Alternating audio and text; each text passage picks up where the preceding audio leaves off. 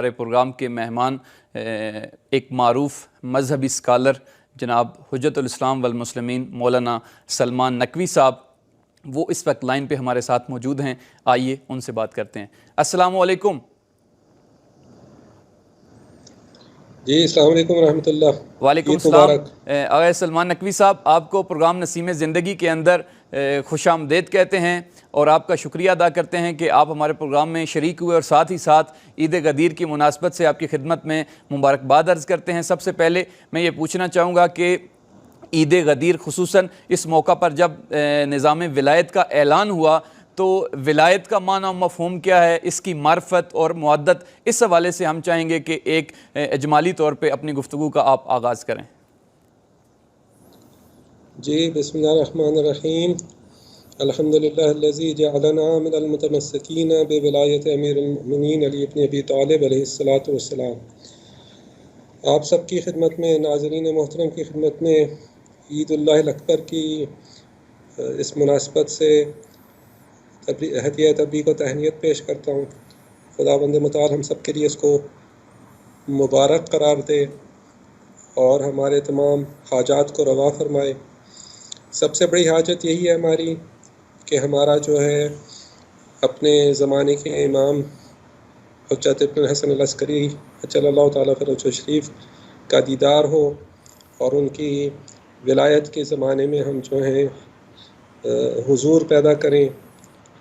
تو یہ جو ولایت کا نظام 18 ذی الحجہ کو غدیر کے موقع پہ جس کا اعلان کیا گیا،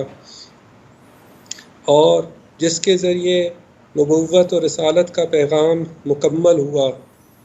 اور اعلان ہوا خداوند متعال کی طرف سے کہ آج جو ہے دین کو جو ہے مکمل کر دیا گیا ہے اور نعمت کو تمام کر دیا گیا ہے، اور اس کے نتیجے میں کفار مایوس ہو گئے ہیں۔ تو دیکھنا یہ ہے کہ یہ ولایت کا پیغام کیا تھا۔ ظاہر ہے کہ مولا کائنات امیر المؤمنین علی ابن ابی طالب علیہ الصلاۃ والسلام مقام و منزلت کے لحاظ سے قرب الہی کے اعلیٰ ترین درجے پہ فائز تھے۔ خدا صلی اللہ علیہ وسلم کی ذات والا مقام کے بعد اگر کسی کا درجہ خدا کے قرب میں کے حوالے سے تھا تو مولا کائنات کا تھا۔ اور یہ جو معنوی قرب ہے، جو ولایت کا ایک اہم پہلو ہے کہ خدا کے قریب جو شخص ہے وہ ولی خدا ہے، وہ قرب رکھتا ہے خدا سے، وہ ظاہر ہے کہ اس منصب پہ معنوی طور پر، روحانی طور پہ، باطنی طور پر اس پر فائز تھے، اور تمام روایات آیات اسی بات کی پر دلالت کرتی ہیں۔ لیکن آج کا دن اس باطنی اور معنوی ولایت کے اعلان کا دن نہیں تھا۔ آج اس کے نتیجے میں جو ظاہری ولایت ہے اور لوگوں پہ جو حکمرانی ہے اور لوگوں کی اور مومنین جو امارت کا مسئلہ ہے اور رسول خدا صلی اللہ علیہ وسلم کی جانشینی کا مسئلہ ہے، اس کا اعلان کیا جا رہا ہے، جو کہ منطقی نتیجہ ہے اس ولایت کا جو انسان کو خدا کے قرب کے نتیجے میں حاصل ہوتی ہے۔ اسی کے نتیجے میں انسان کے یہ جو قرب کی منزل ہے، ایمان و عمل صالح کی منزل ہے، اس کے نتیجے میں خداوند متعال فرماتا ہے کہ جو لوگ ایمان لاتے ہیں اور عمل صالح انجام دیتے ہیں تو خدا لوگوں کے دلوں میں ان کی محبت اور مودت اور ود قرار دے دیتا ہے۔ تو یہ وہ منزل ہے جو انسان کو قرب الہی کے نتیجے میں حاصل ہوتی ہے، اور اس کا نتیجہ یہ ہے کہ پھر وہ جہاں پر دلوں پہ حکمرانی کرتا ہے، وہ انسانوں کے تمام امور پہ حکمرانی کرتا ہے، ان کے جسموں پہ حکمرانی کرتا ہے، ان کے تمام امور کی ذمہ داری، معاشرتی علوم کی، معاشی علوم کی، امور کی، سیاسی مسائل، تمام جو امور زندگی سے متعلق ہیں، دنیا سے متعلق ہیں، ان پہ بھی امارت رکھتا ہے۔ اگر یہ راستہ جو ہے اس پہ اگر گامزن ہو انسان، تو اسے اس کی معرفت بھی حاصل کرنی ہے، عقلی طور پر بھی اس مقام کو اور اس ولایت کے درجے کو سمجھنا ہے، اور اس سے محبت اور قرب بھی رکھنا ہے، محبت کرنی ہے، کیونکہ ایسے رہبر معظم کہ ولایت کے دو رخ ہیں، ایک ہے محبت کا اور اس کے ساتھ لگاؤ اور ارادت کا، اور دوسرا مرحلہ ہے اس کی اطاعت کا، یعنی وہ جب حکم کوئی بھی جاری کرے گا تو اس کی اطاعت کی جائے گی۔ تو ولایت کا یہ پہلو ہے کہ یہ منصب انسان کو ملتا ہے جب وہ خدا کے قریب ہوتا ہے، تو خدا کے قرب کے نتیجے میں جو ہے اسے وہ لوگوں کے اوپر حکومت اور عوام پر اور مومنین پر امارت کا درجہ اور منصب بھی ملتا ہے۔ اس سے انحراف کا مطلب یہ ہے کہ آج ہم جیسے دیکھ رہے ہیں اس انحراف کے نتیجے میں دنیاوی حکومت اور معنوی حکومت جدا ہو رہی ہیں۔ اگرچہ ہم یہ کہتے ہیں کہ سیکولرزم کی بنیاد مغربی دنیا میں، مسیحی دنیا میں پڑی ہے، لیکن اس عالم اسلام میں اگر ہم دیکھتے ہیں تو اس انحراف کی بنیاد تب پڑی جب جو غدیر کا پیغام ہے اس سے انحراف کیا گیا، اسی کے نتیجے میں کربلا برپا ہوئی۔ تو گویا یہ کہ معنوی حکومت، دلوں پہ حکومت کو ظاہری حکومت اور خلافت سے جدا کر دیا گیا۔ اور آج کی دنیا میں بھی ہم دیکھتے ہیں کہ گرچہ وہ انحراف حاصل ہوا، گرچہ خدا کا وعدہ تھا کہ کفار مایوس ہو جائیں گے اس اعلان کے نتیجے میں، لیکن اس انحراف کے نتیجے میں ان کے خوشی کے اسباب فراہم ہوئے۔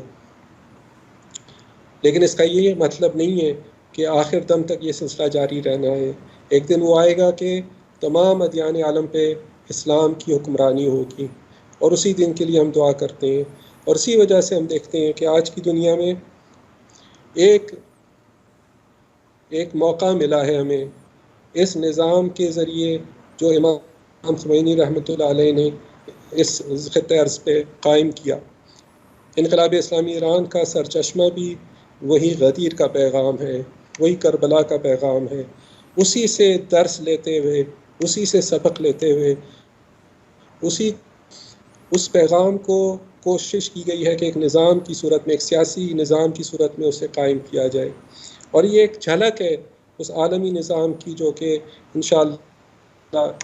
یہ قائم ہوگا، اور یہ نظام ولایت فقیہ جو انقلاب اسلامی ایران کے نتیجے میں اسلامی جمہوریہ ایران میں قائم کیا گیا، برپا ہوا، یہ اس کے لیے پیش خیمہ بنے گا۔ تو اگر ہم آج چاہتے ہیں کہ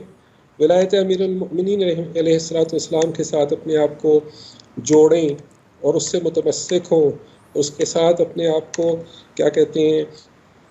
نزدیک کریں، اس کے پابند ہوں، تو ہمیں چاہیے کہ امام خمینی رحمۃ اللہ علیہ کی جو تفسیر ہے اور جو تعبیر ہے اسلام کی اور مکتب تشیع کی اور مکتب اہل بیت علیہ السلام کی، اس کی طرف توجہ دیں۔ اچھا، اس میں سلمان نقوی صاحب ہم یہ پوچھنا چاہیں گے کہ ایک طرف دنیا جو ہے وہ مختلف سرحدوں کے اندر مقید ہے اور ممالک کی جو سرحدیں ہیں اس کے لیے قوانین بن چکے ہیں دنیا کے اندر، دوسری طرف جب ہم نظام ولایت کی بات کرتے ہیں تو یہ ایک آفاقی نظام ہے جس کے نزدیک سرحدوں کا کوئی تصور نہیں ہے۔ تو اس موجودہ زمانے کے اندر نظام ولایت کو سرحدوں سے ماورا ہو کر نافذ کرنے کے حوالے سے آپ کیا سمجھتے ہیں کہ عملی طور پہ کیا یہ ممکن ہے یا اس کی عملی کیا شکل ہو سکتی ہے؟ دیکھیے، جو بنیادی طور پر اصول ہیں ولایت کے نظام کے لیے، امامت کے نظام کے لیے، وہی ولایت اور امامت کا جو تصور ہے جس میں اہلیت کی بنیاد پر حکمرانی کا حق ملتا ہے، حکمرانی کا منصب ملتا ہے، اسی بنیاد پہ ولایت فقیہ کا بھی انسٹیٹیوشن اور ادارہ قائم ہے، جہاں پر امامت کے لیے 3 بنیادی شرطیں ہونا چاہیے۔ علم جو ہے اعلیٰ درجے کا علم جو علم لدنی سے جڑا ہوا ہے، تقوی جو عصمت کے درجے پہ فائز ہے، اور کفاءت یعنی competency to rule and administer, یعنی اس بات کی صلاحیت ہونا کہ عوام کو حل کر سکیں، ان کی سرپرستی کر سکیں، ان کی رہنمائی کر سکیں، ان کو جو ہے خدا کی طرف لے جا سکیں، اس دنیا میں ہی خدا سے قریب کرنے کی صلاحیت ہونا، یہ بنیادی شرطیں ہیں امامت کے لیے۔ ہم اگر کہتے ہیں کہ مولا کائنات امیر المومنین علیہ السلام جو ہیں امامت اور خلافت کے حقدار تھے، اس کی وجہ ہی یہی ہے کہ ان کے اندر یہ 3 بنیادی شرطیں تھیں۔ ولایت فقیہ میں بھی ہے، یہی مسئلہ علم جو ہے اجتہاد و فقاہت کی بنیاد پر ہے، تقوی جو ہے اعلیٰ درجے کا ہونا چاہیے، اور تیسری شرط جو بنیادی ہے کمپیٹنسی، اور یہ کہ کفاءت ہو، لیاقت ہو، صلاحیت ہو۔ یہی 3 شرطیں ایسی ہیں جو کہ کسی نظام میں ان کو نظر انداز نہیں کیا جا سکتا۔ یہ ایسی عقلائی باتیں ہیں جن کو ہر انسان قبول کرتا ہے کہ بھئی آپ نے جس نظام کو قائم کرنا ہے اس کا علم، اس کی معرفت ہونی چاہیے، اس کے خود اس پر پابند ہونے کی خواہش ہو، تقویٰ ہو، اس کے مطابق زندگی گزارنے کا، اور پھر اس کے مطابق دوسروں کو اس کے لیے قائل کرنا، اس پر عملی کیا کہتے ہیں طور پر ان کو گامزن کرنا۔ یہ 3 بنیادی شرطیں ہیں، تمام عقلاء علم اس کو تسلیم کرتے ہیں۔ تو لہٰذا جیسے کہ انقلاب اسلامی ایران کے نتیجے میں یہ موقع ملا فقہائے اسلام کو، تشیع کے علماء کو، مراجع اعظام کو، اور خاص طور پہ امام خمینی علیہ الرحمہ اور ان کے بعد رہبر معظم انقلاب حضرت آیت اللہ العظمیٰ امام خامنئی کو، کہ اس درخت کا اس کا بیج رکھیں، اس بیج کو جو ہے درخت میں ایک تنومند درخت میں تبدیل کریں، اور آہستہ آہستہ اس کے جو ثمرات ہیں وہ حاصل ہونے جا رہے ہیں، اور دوسرا جو قدم جو انقلاب کا 40 سال کے بعد شروع ہونے جا رہا ہے وہ اس کے استحکام اور اس کے پھیلاؤ کا سبب بنے گا۔ اسی طرح آہستہ آہستہ دنیا کے مختلف ممالک میں اگر اس چیز کا پرچار کیا جائے، بتایا کہ یہی نظام وہ ہے جو کہ انسان کو نجات دے سکتا ہے استعمار اور اس سامراج کے مقابلے میں کھڑے ہونے کی دعوت دیتا ہے، نجات دے سکتا ہے ان زنجیروں سے جو کہ طاغوتی نظام انسانوں کے اوپر جو ہیں وہ ان میں جکڑ دیتے ہیں۔ تو پھر دوسرے ممالک بھی جو گرچہ اسلام کی نظر میں ان حدود کا کوئی اعتبار نہیں ہے، لیکن عملی طور پر یہ سرحدیں، یہ باؤنڈریز یہ موجود ہیں، ان کو بہرحال ان سے گزرنے کے لیے اس بات کی ضرورت ہے کہ جیسے ولایت کا نظام جو اسلامی جمہوریہ ایران میں قانون کے تحت نافذ ہے، فی الحال قانون کے تحت وہاں پہ دوسرے ممالک میں نافذ نہیں کیا جا سکتا، لیکن دوسرے ممالک کے لوگوں کو سمجھایا جا سکتا ہے، ان کے علماء کو سمجھایا جا سکتا ہے، ان کے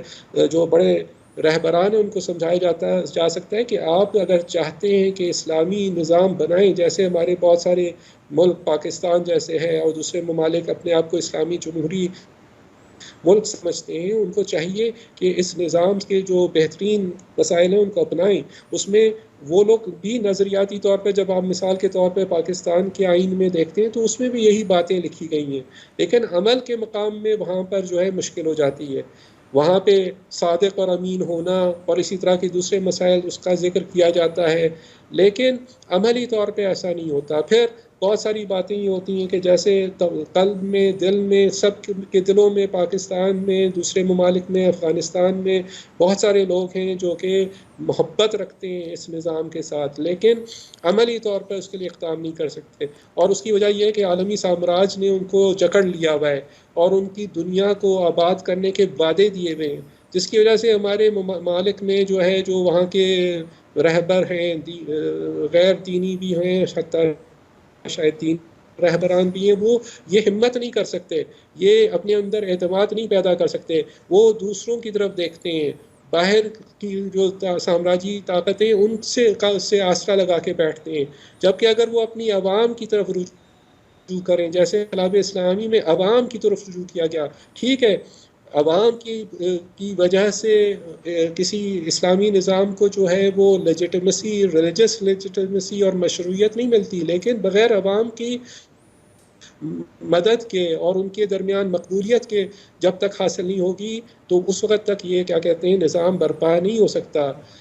زور شمشیر پہ ولایت کا نظام جو ہے برپا نہیں ہو سکتا۔ اور اسی وجہ سے ہم دیکھتے ہیں کہ ٹھیک ہے کہ ہم اس نظام کو سمجھتے ہیں کہ قانونی طور پر، شرعی طور پر بالکل یہی نظام ہونا چاہیے، لیکن عوام کو اس کا ساتھ دینا ہوگا، اگر نہیں ساتھ دیں گے تو یہی ہوگا کہ ولی معصوم مولا کائنات بھی جو ہے خانہ نشین ہو جائیں گے۔ تو ظاہر ہے کہ عوام میں اگر یہ بیداری پیدا کی جائے، کیونکہ یقیناً جیسے بعض آئینوں میں لکھا ہوا ہے، قانون کیا کہتے ہیں کانسٹیٹیوشنز میں لکھا ہوا ہے کہ طاقت کا سرچشمہ عوام ہیں. تو طاقت کا سرچشمہ ہونے کا مطلب یہ نہیں ہے کہ وہ قانونی حیثیت دے رہے ہیں، لیکن اس کا مطلب کی تعبیر اور تفسیر یوں کرنی چاہیے کہ بغیر ان کے تعاون کے، بغیر ان کی قبولیت کے، بغیر ان کی بیعت کے، بغیر ان کے ساتھ دیے ہوئے یہ نظام نہیں قائم ہو سکتا. تو لہٰذا عوام میں اگر یہ تبدیلی آئے اور ان کو صحیح طور پہ سمجھایا جائے اور سمجھدار لوگوں کو سمجھایا جائے اور یہ پیغام دیا جائے ولایت کا کہ اگر ہم سب جڑیں گے، اس پرچم تلے جمع ہوں گے، تمام مسلمان جو ہیں دنیا کے مسلمان اور خاص طور پہ اس خطے کے مسلمان اگر مل کے ایک دوسرے کے ساتھ اتحاد قائم کریں گے اور اس حبل اللہ کو مضبوطی سے تھام لیں گے، جو ولایت کی حبل اللہ ہے اس کو تھام لیں گے اور اس کے ساتھ اعتصام حاصل کریں گے، تو یقیناً جو ہے اتنی بڑی طاقت بن جائیں گے کہ کوئی دنیا کی طاقت ان کے سامنے نہیں جی بہت بہت شکریہ جناب تو سلمان نقوی صاحب آپ کا، کہ آپ نے بہت خوبصورت نکات سے اور نظام ولایت کے اعتبار سے اور موجودہ زمانے میں جو اس کی شکل ہے اور جو مختلف ممالک کے اندر مشکلات درپیش ہیں اس حوالے سے بھی ہمارے ناظرین کو آگاہ کیا. ہم ایک دفعہ پھر آپ کو عید غدیر کی مبارکباد پیش کرتے ہیں اور آپ کا شکریہ ادا کرتے ہیں کہ آپ نے ہمارے پروگرام کے لیے وقت نکالا. امید کرتے ہیں کہ آپ آئندہ بھی ہماری دعوت پہ پروگرام میں شریک ہوں گے. اپنا ڈھیر سارا خیال رکھیے گا. خدا حافظ. خدا حافظ. شکریہ بہت بہت. جی ناظرین، جناب سلمان نقوی صاحب